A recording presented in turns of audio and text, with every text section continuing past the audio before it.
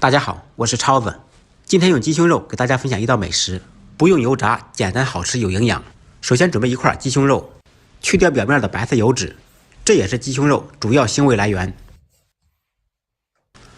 片除干净以后，一分为二，薄厚要均匀。然后用刀背轻轻的拍打，这样做出来口感更嫩，而且更容易入味。全部处理好以后，放入碗中。准备几粒大蒜，用刀拍匀，切成蒜蓉。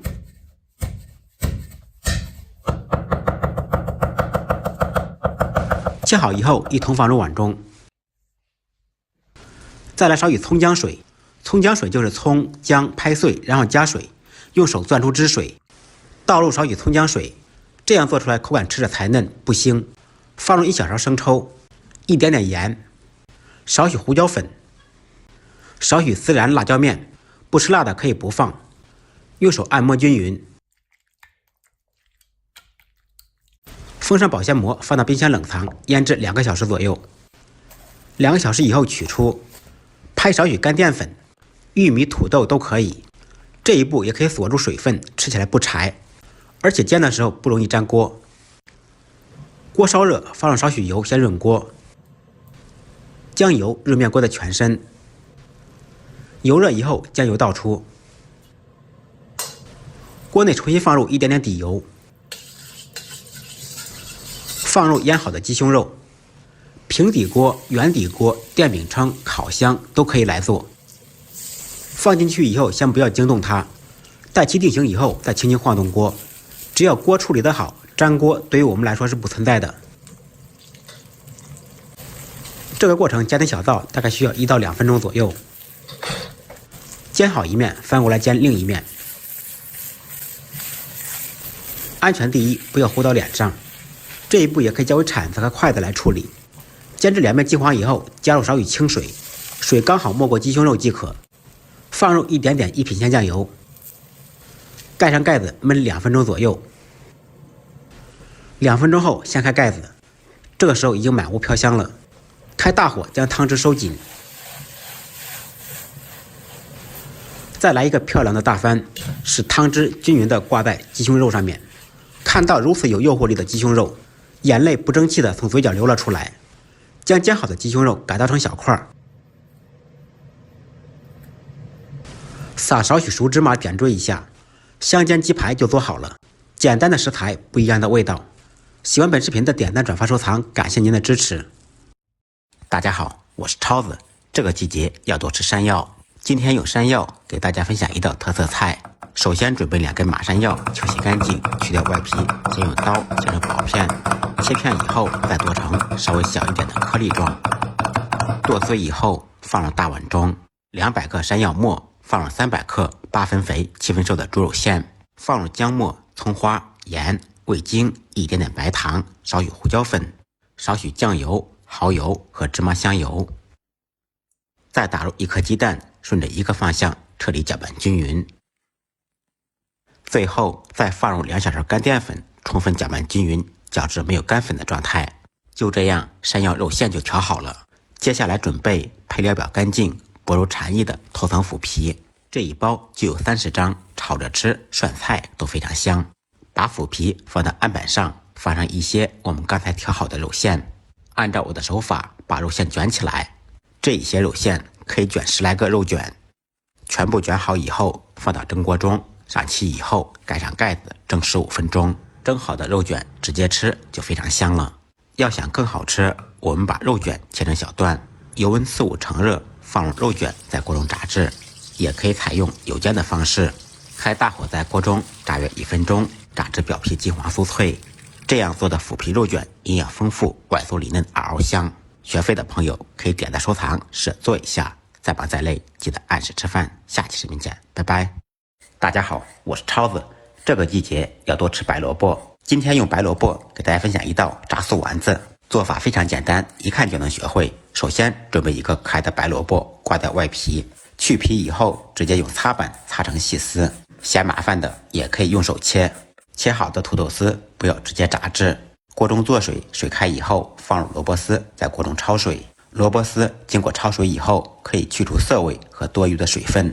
再次开锅以后，捞出来，冲下冷水，冲凉以后，用手攥干水分，然后把焯水的萝卜丝放到案板上，用刀稍微切一下，不用切得太碎，简单剁几刀即可。切好以后，放到大碗中。接下来开始调味，放入一点点姜末，一点点毛毛盐，少许松鲜鲜或者味精，五香粉搞一点，单手打入一个鸡蛋，酥香软嫩的关键放入1包香脆炸粉，它可不是普通的淀粉，是由小麦粉、玉米淀粉、糯米粉调配而成，不仅可以用来炸丸子、炸酥肉、炸蘑菇，都外酥里嫩。再放入一点芝麻香油，用我的右手充分搅拌均匀，搅至没有干粉的状态，萝卜、淀粉融合在一起。接下来起锅，多小宽油，先开大火把油温烧至4、5成热，150度左右。油热以后，放入丸子在锅中炸制。全部下锅以后，转开中火炸约2分钟，把丸子炸熟炸透。期间可以用罩里搅动，使其受热均匀，打出残渣。2分钟以后，把丸子捞出来，这时候还不够金黄，不够酥脆。开大火把油温烧至6成热，高油温，大火再炸10几秒钟，2次复炸。这也是萝卜丸子酥脆好吃的关键。出锅了，这样做的萝卜丸子外酥里嫩，嘎嘎香。学会的朋友们可以点赞收藏，按照我的方法试一下。再忙再累，记得按时吃饭。下期视频见，拜拜。大家好，我是超子。白灼虾要想好吃，离不开一款好吃的料汁，不仅能提鲜，还可以使虾肉别具风味。那么白灼虾的蘸汁怎么调才会更好吃呢？今天大厨给大家分享8款白灼汁蘸料，每一款都别具风味，相信总有一款属于你。首先准备第一种，碗中放入4小勺海鲜酱油或者是味极鲜酱油，1小勺香醋，少许芥末膏，用筷子搅拌均匀，白灼虾蘸料即成。这款蘸料的特点是咸鲜微酸，带芥辣味，喜欢吃芥末的一定要尝试一下。第二种蘸料，碗中放入1小勺青红辣椒圈，1勺蒜末，4小勺海鲜酱油或者味极鲜酱油，1小勺辣鲜露，一丢丢白糖，用筷子搅拌均匀，白灼虾蘸料即成。这款蘸料咸鲜香辣，带复合香味，不能吃辣的同学可以稍微锻炼一下。第3款蘸料，碗中放入1勺姜末，1勺蒜末，1勺葱花，4小勺蒸鱼豉油，1小勺香醋，少许橄榄油或者芝麻香油，再来半小勺白糖，用筷子搅拌均匀，白灼汁蘸料即成。这款蘸料适合大众口味，吃过的都说好。第4种，碗中放入姜丝或者姜末，5小勺香醋或者米醋，稍微浸泡一会儿，白灼汁即成。这款蘸料有着特别的口感和味道，有些朋友吃白灼虾不喜欢带盐味的，可以选择这种，可以吃出虾的鲜甜。第5种，碗中放入小葱花，4小勺生抽酱油，半小勺白糖，少许芥末膏，用筷子搅拌均匀，白灼虾蘸料即成。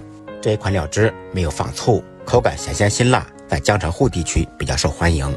第6种，碗中依次放入小葱花、青红辣椒圈、蒜末、姜末，注意放小料的顺序，因为它们的耐热程度不一样。然后浇上热的花椒油，刺出小料的香味。再放入5小勺生抽酱油，半小勺白糖，一丢丢毛毛盐，用筷子搅拌均匀，白灼汁蘸料即成。这款蘸料汁咸鲜香辣，在酒店非常受欢迎。第7种，锅中放少许花生油，油微热以后，放入10粒花椒粒，1小把干辣椒段，开最小火煸炒1分钟，把辣椒、花椒的香味炒出来。在炸辣椒时，油温不要太高，火不要太大，否则非常容易把辣椒炒糊炒苦。开最小火或者利用锅的余温把它炒香。随后放入88粒白芝麻，利用锅的余温把芝麻炒出香味。再放入半小勺毛毛盐入底味，简单翻炒扒拉2下，随后盛出放入碗中。炒好以后即是麻辣香油，随后往碗中放入4勺海鲜酱油，1勺辣鲜露，一丢丢小葱花，半小勺白糖，用筷子搅拌均匀，白灼虾蘸料即成。这一款麻辣蘸料也是非常具有特色的，往往是虾没吃完，辣椒就吃完了。喜欢吃麻辣的朋友一定要尝试一下。第8种，取一个空碗，碗中放入空气，此时无声胜有声。有些朋友吃白灼虾不喜欢蘸料汁，吃的就是虾的原味鲜甜。喜欢第8种的可以在评论区扣个1，我看看有多少。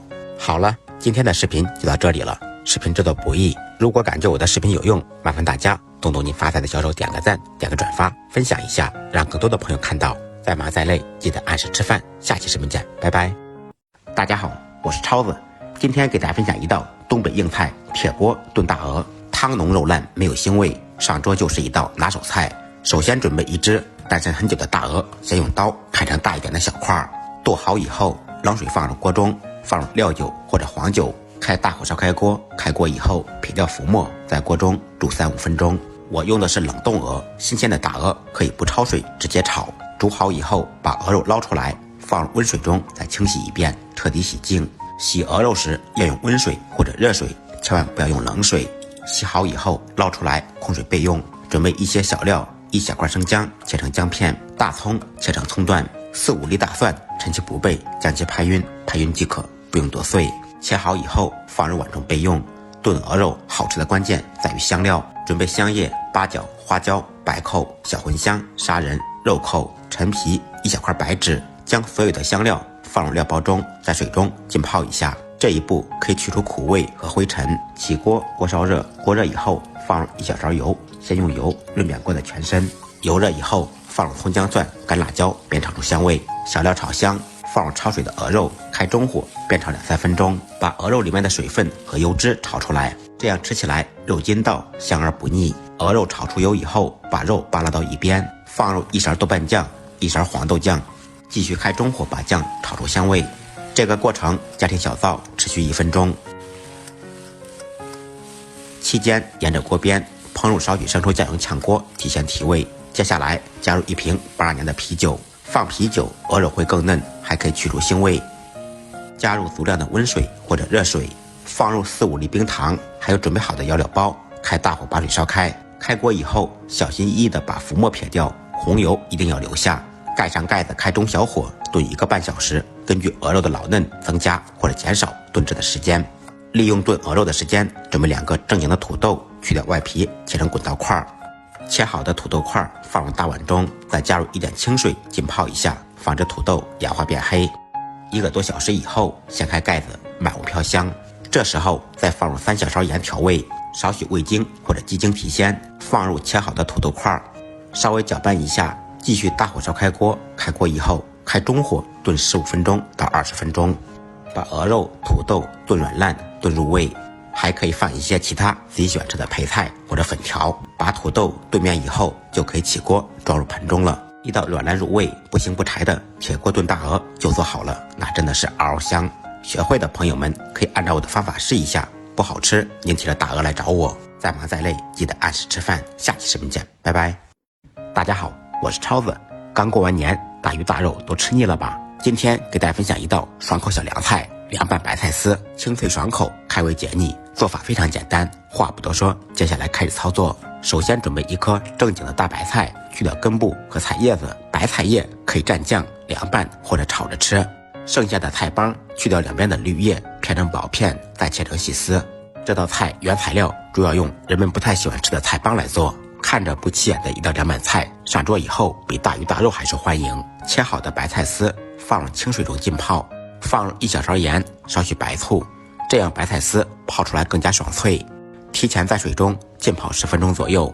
利用这个时间准备一点配料：1小张豆腐皮卷起来切成细丝，也可以放粉丝、胡萝卜丝或者其他自己喜欢吃的配菜。切好以后用手抓散备用。准备3-4粒大蒜，趁其不备拍碎剁碎。剁好的蒜末放入碗中。不能吃辣的同学放2-3个干辣椒锻炼一下，用剪刀剪成细丝。剪好的辣椒丝放入碗中，浇上热油，激发出香味。放入1小勺盐，1勺白糖，少许海鲜酱油或者生抽酱油，少许香醋。用筷子把料汁搅拌均匀备用。浸泡好的白菜丝全部支棱起来了，捞出来控干水分备用。起锅做水，水开以后放入1小勺盐，1点点小苏打。切好的豆腐丝放入热水中焯水，在锅中煮1分钟。豆腐皮经过煮汁以后，吃起来口感又软又筋道。煮好以后捞出来，冲下凉水去除碱味，然后彻底控干水分。控水的白菜丝放入大盆中，放入豆腐皮，少许葱丝、红椒丝、香菜段，再倒入刚才调好的料汁，用我们发财的小手兜着搅拌均匀。在调凉菜时不要用力抓拌，这样容易出水，而且造型不好看。就这样一道做法简单，比大鱼大肉还受欢迎的凉拌白菜丝就做好了，清脆爽口，开胃解腻，上桌抢着吃。感谢朋友们的支持点赞，再忙再累记得按时吃饭。下期视频见，拜拜。大家好，我是超子，过年大鱼大肉吃多以后，我家必做这一道葱烧木耳。它不仅可以排出身体不好的东西，关键是比海参还好吃。做法也非常简单，首先准备一小把东北木耳放入大碗中，放入半小勺白糖，可以加速泡发；1小勺淀粉或者面粉，加入50度左右的温水，浸泡10几分钟。淀粉可以吸掉木耳表面的灰尘和杂质。木耳的含铁量非常高，是猪肝的几倍，同时它还含有大量的植物碱和活性酶，经常吃可以快速排出身体里面不好的东西，所以女性朋友一定要常吃。利用浸泡木耳的时间，准备点小料和配料：2-3粒大蒜切成蒜片，1根大葱切成滚刀段，切好以后放入碗中备用。再兑一个料汁，碗中放入1勺生抽、半勺老抽、1勺蚝油、半小勺香醋或者米醋、适量的毛毛盐、一点点白糖，加入半小碗清水、1小勺干淀粉，把料汁搅拌均匀备用。提前调好碗汁以后，炒的时候就更方便了。10多分钟以后，木耳就泡发好了。泡木耳的水非常脏，把水倒掉，再用清水清洗2遍，洗至水不发浑为止。材料全部备好，接下来开始制作。起锅做水，放入1小勺盐，水开以后放入泡发好的木耳，先焯下水。在食用菌类时，焯水可以去除草酸和异味。开锅以后煮半分钟，捞出来控水备用。另起锅，锅烧热，放少许油，先用油润遍锅的全身。油热以后放入蒜片，煸炒出香味。随后再放入切好的大葱，开大火快速煸炒，把大葱炒香炒散。大葱一定要炒至微糊状态，把葱香味炒出来。随后放入焯水的木耳，放入几粒红椒搭配颜色，开大火快速翻炒2-3下。调好的料汁下锅之前再搅拌均匀，防止淀粉沉底。木耳干炒容易爆，倒入料汁以后，这种情况就不会发生了。所以说炒木耳时干炒不要炒太久。倒入料汁以后，继续大火烧制，使料汁粘稠，包裹在木耳上面。出锅之前淋少许葱油，翻炒均匀，起锅装盘。一道葱香浓郁、适合节后吃的葱烧木耳就做好了。喜欢你也点赞收藏，试着做一下吧。再忙再累，记得按时吃饭。下期视频见，拜拜。大家好，我是超子。汤圆怎么煮不破皮、不露馅、不混汤呢？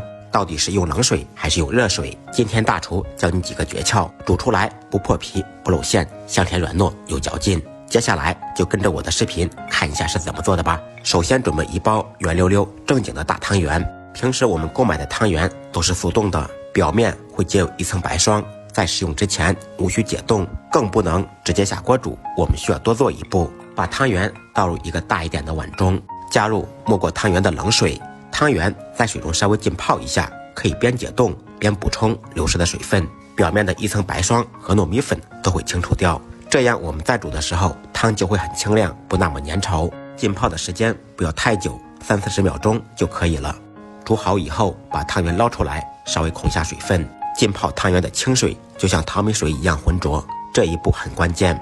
接下来起锅，加入我家的山泉水，水稍微多加一点，没过汤圆。先开大火把水烧热，放入2小勺白糖，根据个人口味可以增加或者减少白糖的量。用铲子搅拌均匀，使白糖融化。放白糖不仅可以增加水的甜度，还可以提高水的浓度。煮汤圆时不宜粘连，不宜粘底，汤圆吃起来口感会更好。烧至水的底部冒大泡时就可以了，这个时候水温刚刚好，水温大概在70-80度左右。放入准备好的汤圆，用铲子轻轻的推动，防止粘底。在煮汤圆时不能用冷水，也不能用开水。用冷水煮汤圆容易粘连，容易粘底。用开水煮汤圆，内外温差大，会导致汤圆破皮露馅。很多朋友煮汤圆时没有搞好这一点，放进去是好的，煮出来成了一锅粥。所以说煮汤圆时水温很重要，不能用冷水，也不能用开水。还有一点就是在煮汤圆时要用铲子不停的搅拌，防止粘底破皮。煮汤圆跟煮水饺道理是一样的，开锅以后点入一点冷水，不能一直大火沸腾，让汤圆在里面煮。大火猛煮也容易破皮露馅，导致外面熟了里面煮不透。大概又煮了1分钟，水开锅又沸腾了，跟上次操作一样，再往水中点入一点凉水。2次加入冷水是利用热胀冷缩的原理，使汤圆成熟的更快，里面的心也不会假生。反复点冷水还有一个好处，可以使汤更清亮，汤圆更筋道。再次煮开锅以后，第3次加入冷水，就像煮饺子一样，3次开锅，3次加入冷水，这样煮出来的汤圆汤清不浑，内外成熟一样不夹生，汤圆表皮更加有嚼劲，香甜滑嫩又好吃。朋友们，视频都看到这里了，如果感觉我的视频有用，还要麻烦大家帮忙点个赞、点个转发、分享一下。您的每一次留言点赞都是我前进的动力，非常感谢大家。煮汤圆整个过程全程大概需要3-4分钟，煮至汤圆全部飘起来，用手按压不瘪就成熟了。这样煮的汤圆不破皮、不露馅，圆溜溜、滑溜溜，汤也非常清亮，个个圆润又饱满。关火盛出，连同汤一同放入碗中。一碗热腾腾、香甜软糯、有嚼劲的煮汤圆就做好了，吃一口就停不下来。元宵佳节，祝大家幸福美满、团团圆圆、龙年发大财。好了，今天的视频就到这里了，感谢大家的支持点赞，再忙再累记得按时吃饭。下期视频见，拜拜。大家好，我是超子。黄酒肉丁水饺好吃又诀窍，调馅时切记不要乱放调料。今天大厨教你饭店不外传调馅技巧，鲜香不出水，实在太好吃了。首先准备1小把黄酒，大家一定要注意啊，黄酒跟蒜黄是有区别的，黄酒香味足，辛辣味小，价格比蒜黄也要贵。新鲜的黄酒清洗干净，甩干水分，切成小段。切好以后放入一个大一点的盆中，先放入一些芝麻香油，用筷子搅拌均匀。放香油，一是可以增加香味，二是可以锁住韭菜的水分不出水。韭菜准备好以后，准备1块煮熟的腌肉。腌肉的制作方法我曾经出过视频，做一次可以吃很久，而且味道与众不同。想学习的可以在我主页自行搜索。把腌肉切成大一点的小块。接下来起锅，锅烧空气，烧至冒烟以后，放入少许油，油微热以后，放入少许姜米，爆出香味。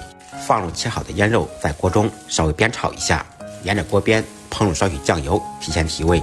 腌肉经过煸炒以后，吃起来更香，而且不腻。开中火煸炒1分钟，炒好以后一定要关火晾凉，晾凉以后再放入韭菜中。调黄酒肉丁馅，切记不要乱放调料，更不要放老抽，只需要放入适量的盐，少许蚝油提鲜，用筷子搅拌均匀就可以了。吃的就是韭菜的清香和肉的香味。肉馅调好以后，开始和面，盆中放入300克小麦面粉，3克盐，增加筋性，再用180毫升常温水来和面。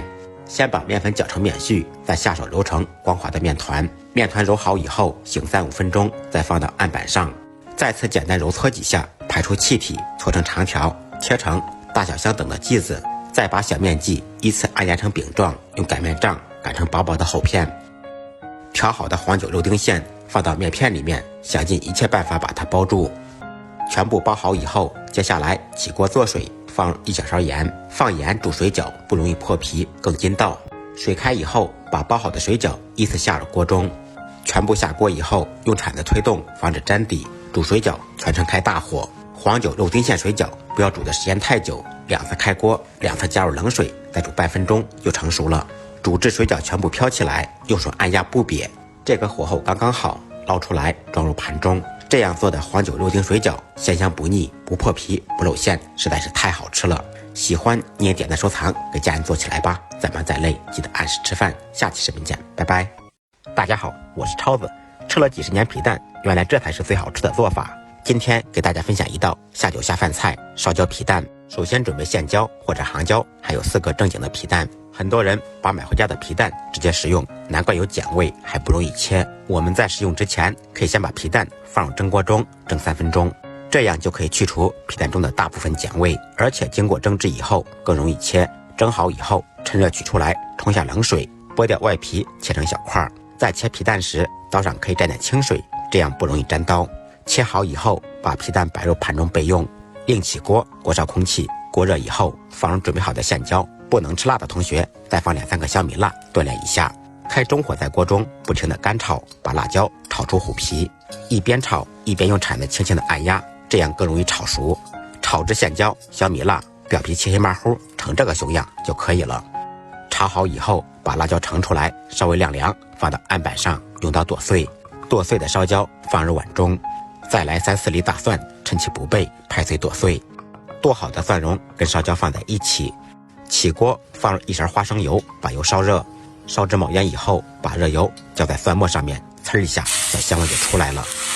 放入适量的毛毛盐，1小勺白糖，少许蚝油，半勺生抽酱油，少许香醋或者米醋，再来1点芝麻香油，把料汁搅拌均匀。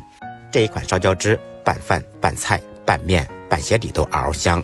调好的烧椒汁均匀地铺在皮蛋上面，一道香辣下饭开胃的烧焦皮蛋就做好了。学会的朋友们点赞收藏分享一下，再忙再累记得按时吃饭。下期视频见，拜拜。大家好，我是超子，今天给大家分享一道家常版锅塌豆腐，软嫩鲜香，下酒下饭，上桌就是一道拿手菜。首先准备一小块正经的老豆腐，对半切开，切成厚一点的薄片，厚度约为半厘米左右。全部切好以后放入碗中备用。碗中单手打入2个笨鸡蛋，放入一点胡椒粉，去除鸡蛋的腥味。用筷子顺着太阳的方向把鸡蛋搅散，搅散的蛋液1/2倒入盘中。切好的豆腐一片一片的放到鸡蛋液里面，摆好队形。摆放整齐以后，准备一点小料，准备少许姜粒，3-4粒大蒜趁其不备拍碎剁碎，少许大葱切成小葱花，不能吃辣的同学放2个小米辣锻炼一下，切成小圈。切好以后一同放入碗中。接下来再兑一个碗汁，碗中放入1勺生抽，半勺老抽，半勺蚝油，一点毛毛盐，1小勺白糖，倒入半碗我家的山泉水，把料汁搅拌均匀备用。再准备5毛钱有肥有瘦的肉末。材料全部备好，接下来开始制作。起锅，锅烧空气，烧至冒烟以后放少许油，先用油润遍锅的全身。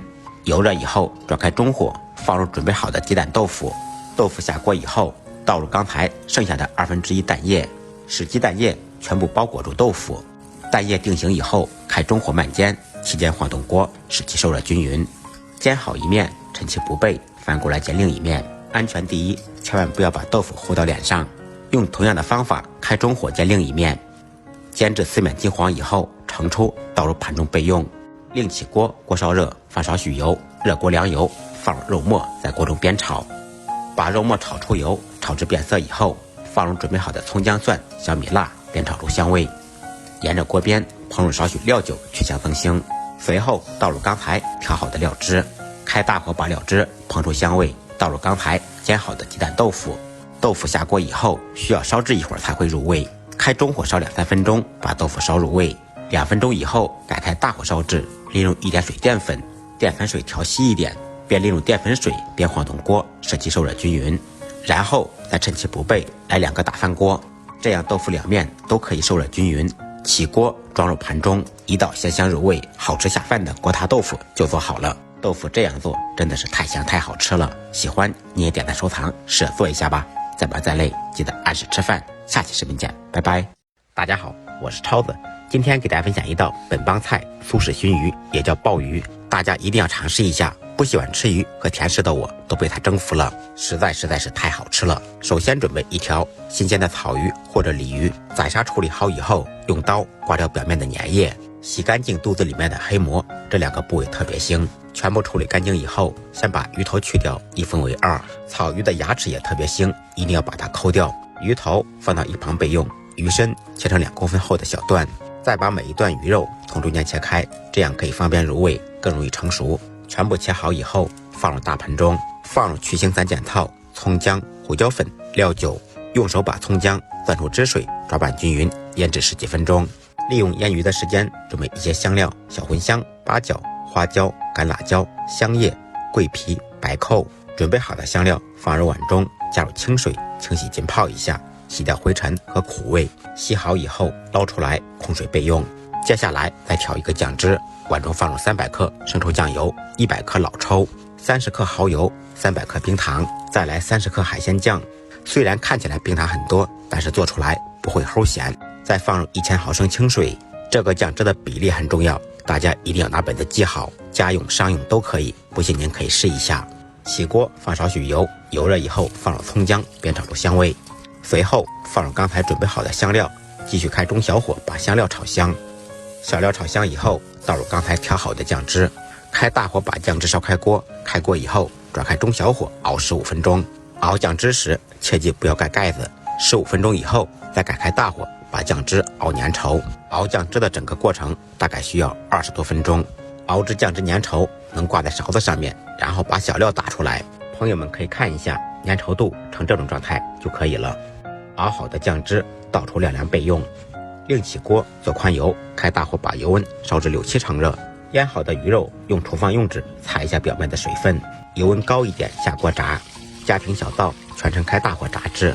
鱼肉刚下锅时切记不要着急搅动，炸至定型以后，再用罩里翻动，开大火炸约2-3分钟，把鱼肉炸熟炸透。炸好以后先捞出来。要想鱼肉吃起来外酥里嫩更入味，必须高油温复炸一次，这样鱼肉里面的小刺吃起来都是酥脆的。继续大火炸约2分钟，把鱼肉炸至金黄酥脆。炸好以后捞出来，放到晾凉的酱汁里面，热于冷汁，这样更容易吸味。每一块鱼肉在酱汁里面浸泡5分钟左右，这样捞出来鱼肉吃起来依然是脆脆的。放凉以后再吃，味道更佳。酱汁泡完鱼以后，放到冰箱冷藏储存，可以重复使用。